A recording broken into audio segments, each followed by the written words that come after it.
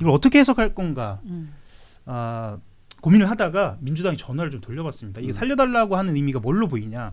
자, 그러면 첫 번째는 이렇게 어제 제가 말씀드렸거든요. 이런 상황이 벌어졌으니 어떻게 할 것인지, 정말 내가 심정적으로 너무 힘드니 나 좀 살려주세요라고 감정적으로 이야기한 멘트일 수 있고요. 또 하나는 이렇게 해석하는 분도 계십니다. 이건 추론입니다. 김경우 의원을 살려줘라라고 얘기한 것으로 보는. 뭐 근데 녹취에서는 저를 좀 살려주세요 네. 이런 것으로 보이는데 그것이 그러니까 김경우 의원을 살려줘야지 자신이 그렇죠. 산다. 예. 근데 이제 이때 당시 이제 백그라운드가 이제 이거잖아요. 그때 당시 민주당은 다주택자는 이렇게 공천에서 원천 배제하는 식으로 했었는데 김경우 의원이 다주택자였기 때문에 주로 이제 부동산 관련 이 사업을 하신 분이니까 다주택자였기 때문에 원천 배제가 되니까 예. 김경우 의원이 강선우 의원한테 굉장히 강하게 어필을 했고 폭로를 하겠다라고 했다는 지금 그런 이야기가 돌고 있죠. 네. 그래서 강선우 의원이 지금 이 상황에서 만약에 추론을 해보자면 이게 네네네. 추론입니다. 추론입니다. 예. 이거는 지금 돈을 돌려준다고 해결되는 문제가 아니고 이거를 스무스하게 넘어가려면 김경우 의원을 어떻게든 공천을 받게 해서 그냥 넘어가야지. 이제 이게 돈 문제는 이미 지금 이게 오도 가도 못하는 상황이니까 네. 그래서 어떻게든 김경우 의원이 공천을 받아서 입막음을 해야지만이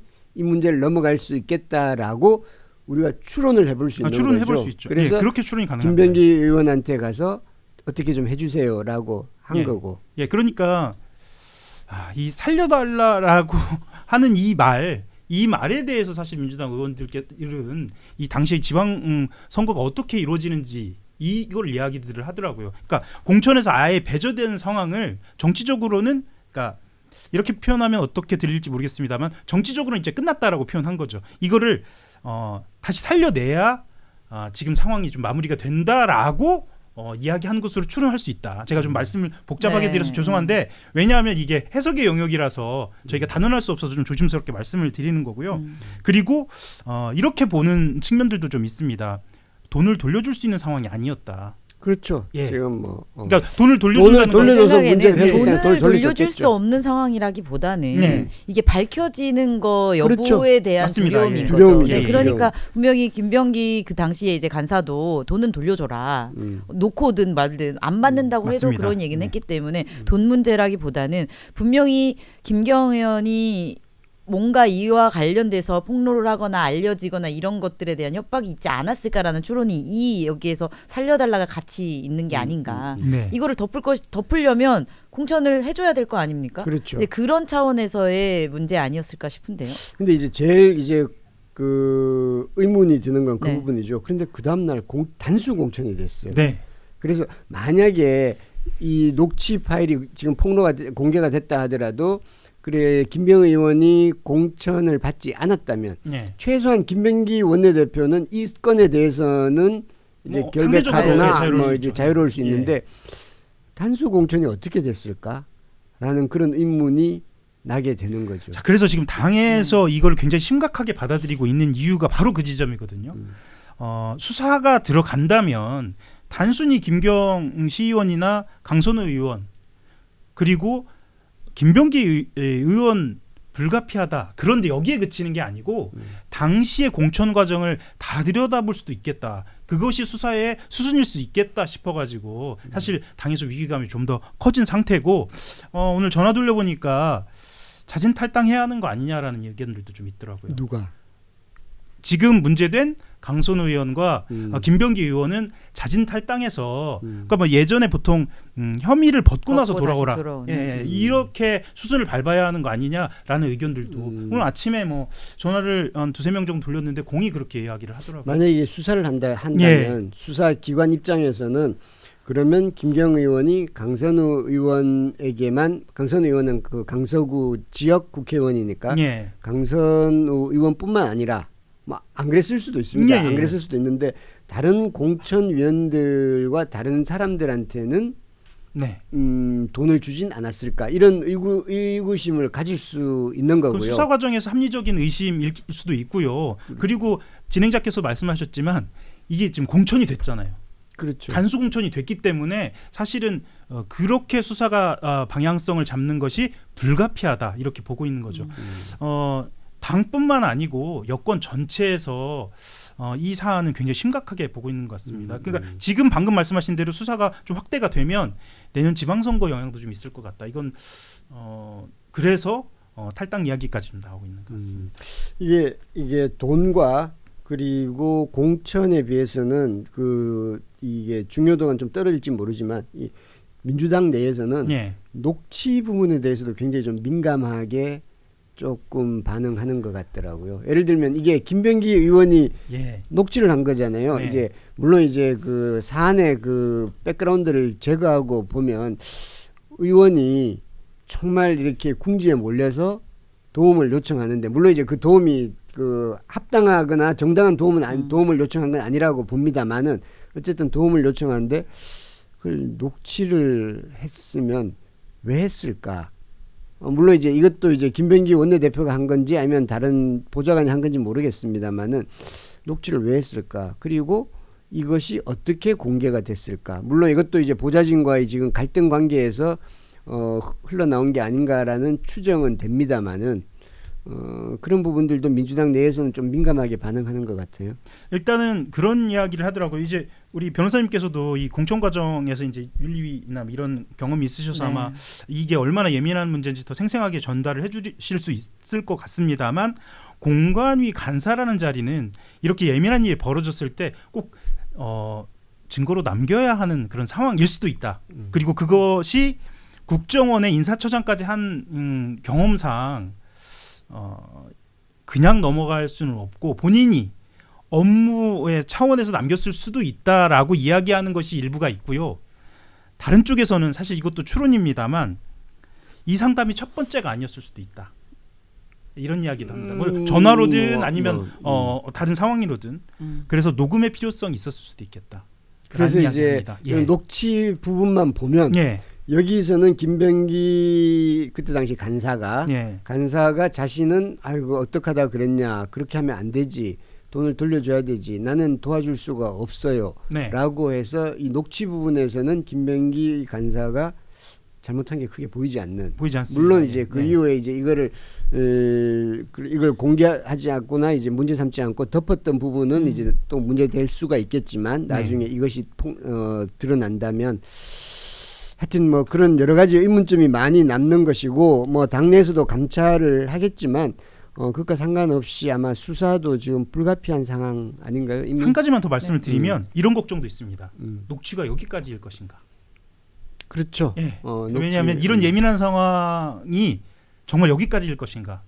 지방선거 상황에서 뿐만 아니라 혹시 그 이후에 선거 때 닥쳐서 있었던 어떤 이벤트는 없었을 것인가에 대한 걱정들 이런 걱정들도 지금 당에서는 있는 상황입니다. 저는 이제 변호사잖아요. 그러니까 저희도 이제 사건 의뢰가 이렇게 들어오거나 하면 아직 관계가 나쁘지 않을 때 왜냐면 이 상황이 굉장히 나중에 밝혀졌을 때 크고 민감한 상황이면 증거를 좀 만들어 놓으라고 이렇게 조언을 하기도 하거든요.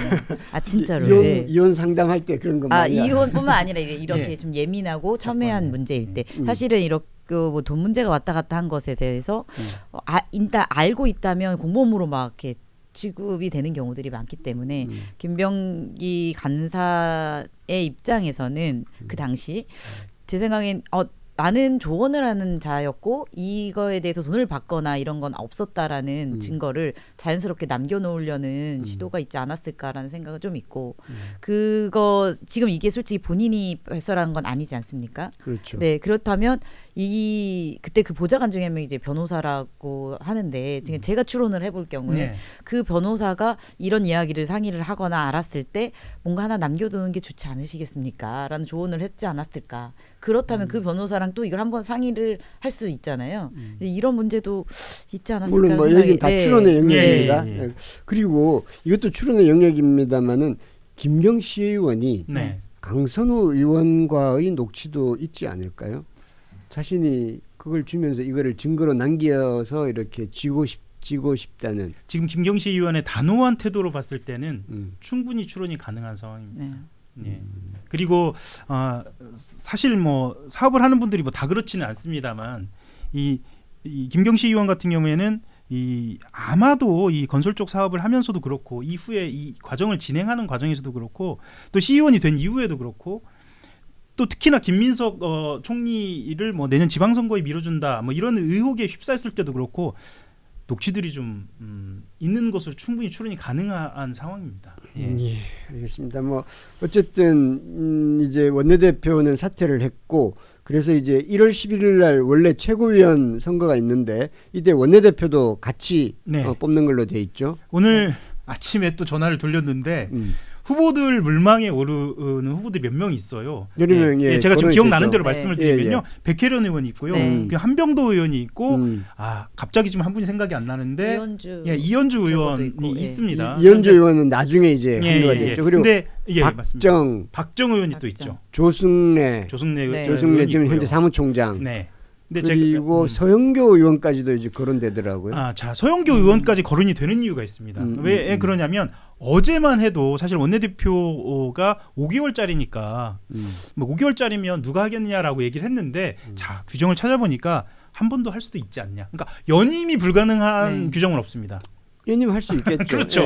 그래서 원래는 예를 들면 물망에 오를 만한 사람이 아닌 사람이 한번 그냥 찍고 가는 정도 이 정도로 이야기가 됐는데 그게 아니고 예를 들면 말씀하셨던 지난번에 서영교 의원이 나오지 않았습니까? 그런 서영교 의원이라든가 아니면 지금 예결위원장인 그 한병도 의원이라든가 뭐 이런 경우에는 다음에 한 번 더 할 수 있으니까 해야겠다라고 지금 판단을 하고 있는 것 같습니다. 그래서 만약에 이번 원내대표가 지방선거를 치르게 되죠.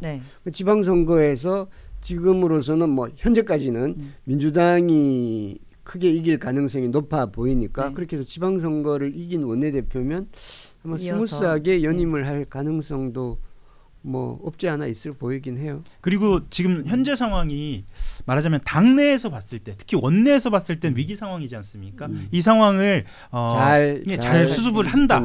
그러면 의원들끼리는 그만큼의 신뢰를 더 얻고요. 그래서 그만큼에서 연임할 가능성 더 높아지는 것으로 그렇게 볼 수도 있을 것 같습니다. 원내대표 누가 유력하죠?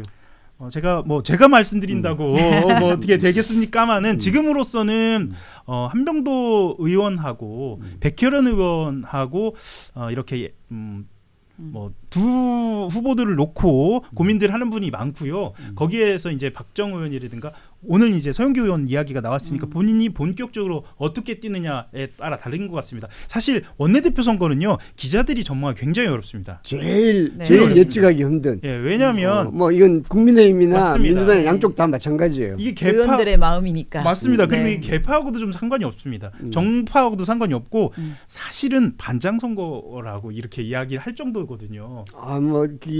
예전에 그런 적이 많았던 것 같아요. 여기 한나라당 시절부터 거슬러 올라가도 이게 예를 들면 한나라당 시절에 이제 친박계가 이제 모든 걸 다 장악해서 원내대표도 당연히 친박계가 된다라고 했는데 이게 비박계가 맞습니다. 이제 원내대표가 되기도 하고 민주당도 마찬가지고요. 이게 그래서 그 예측이 신문에 언론의 예측이 틀렸던 적이 많고 얼굴이 빨개질 때가 그리고 뭐 의원들도 완전히 놀라가지고 그런 적이 많고 뭐 최근까지도 물론 지금은 규칙이 조금 바뀌어가지고 민주당 같은 경우는 권리당원 20% 그리고 이제 의원 80%로 바뀌긴 했습니다만은 그렇다 하더라도 의원들이 정말 포커페이스인 것 같아요. 사실은 전화를 돌리거든요. 전화를 돌려서 이게 그냥 저희들이 짐작만 하는 게 아니고 전화를 쭉 돌려가지고 어느 정도 표 계산을 합니다. 그런데 번번이 엇나갈 때가 많아서 표 계산하면 500표 정도 나온다는 거죠. 그렇죠. 합쳐보면 500명입니다. 그래서 엇나가는 경우가 좀 많은데 굳이 이제 정치적으로 정치적으로 계산을 좀 해보자면 뭐 친명계, 친청계 이렇게 굳이 구분을 하는 분들이 또 있습니다. 그래서 정청래 대표가 당 대표를 하고 있으니까 사실은 원내대표는 지금 청와대하고의 관계를 고려하면 친명계로 분류되는 사람 중에 한 사람이 하는 게 맞겠다. 이런 분위기는 있습니다. 김병기 원내대표도 굳이 분류를 하자면 이게 친명 쪽으로 분류가 됐던 분이니까. 그럼 기자님이 보시기에 이 중에 친명계는 누구인가요? 사실은 백혜련 의원을 범친명으로 이게 또 범이라는 표현 쓰는 참 민망하긴 네. 한데 범친명으로 이렇게 분류를 하고 있고 친명계 의원 쪽에서도 백혜련 의원을 고민을 하고 있다라는 이야기를 오늘 아침에 하더라고요. 백혜련 의원이 상대적으로 지금까지는 개파색이 좀 옅은 개파색이었습니다. 옅은 예, 분이라고. 그래서 저도 이제 예. 범이라는 표현을 썼는데요. 네. 예, 그리고 그렇습니다. 조승래 의원 같은 경우 어쨌든 지금 현재 사무총장을 하고 있으니까 네. 어쨌든 현 지도부 소속 사람인 거고 네. 한병도 의원 같은 경우는 이게 또 친문으로 분류되기도 하지 않나요? 예, 그런데 또 이 한병도 의원 음. 같은 경우에도 지난 캠프에서 중역을 맞았으니까. 역임을 해서 그래서 한병도 의원도 본인으로서는 좀 야심차게 좀 예, 뭐 출사표를- 복잡한데 원내대표가 의원 선거 같은 경우는 이게 개파 플러스 맞습니다. 예. 개인 의원의 그 선호도, 호감도 그리고 이제 당내에서 그 의원에 대한 이제 그것도 많이 차이가 나더라고요. 그렇죠. 맞습니다. 예. 뭐 다른 평소에 밥을 누구랑 많이 먹었느냐 이것도 관련이 됐습니다. 이렇게 말씀드리면 무슨 밥 먹는 게 중요해? 그게 엄청 아닙니다. 중요하죠. 예, 밥을 네. 먹고 또 눈인사 잘하는 사람, 그렇죠. 뭐 이런 게 원내대표 선거하고 관련이 돼 있다고 하면 들으시는 분들이 뭐 그래 이렇게 말씀하실 수 있겠지만은 실제로 그래서 반장 선거라는 얘기도 합니다. 예, 네. 평소에 잘해야죠. 평소에 잘해야 합니다.